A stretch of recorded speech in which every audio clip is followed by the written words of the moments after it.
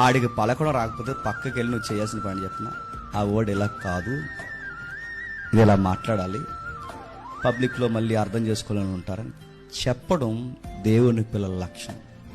కానీ పక్కోని గోకు నవ్వుతున్నావు చూసావా, నీకు వచ్చింది వాడికి రాలేదని పాయింట్ అవుట్ చేస్తున్నావే, చెప్పండి, అహంకారం. ఇవన్నీ దేవునికి ఎగనెస్ట్గా ఉంటాయంటే ఉంటాయి. ఇవి చాలు నరకానికి పోవడానికి. నువ్వు ఏంట్లోకి దొంగతనానికి వెళ్ళాల్సిన అవసరం లేదు, నువ్వు ఎక్కడ వ్యభిచారం చేయాల్సిన అవసరం లేదు, నువ్వు ఎవరిని కొట్టాల్సిన అవసరం లేదు, తిట్టాల్సిన అవసరం లేదు. ఈ యాటిట్యూడ్ చాలు, జడ్జాగా నరకానికి పోతావు. ఇది రాసి పెట్టుకొని జడ్జా మళ్ళీ చెప్తున్నా, జడ్జాగా నరకానికి పోతావు.